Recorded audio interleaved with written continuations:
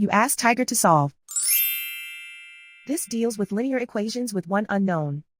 The final result is y equals 40/9. Let's solve it step by step. Swap sides. Group all constants on the right side of the equation. Add 4/9 to both sides. Group like terms. Combine the fractions. Combine the numerators. Reduce the zero numerator.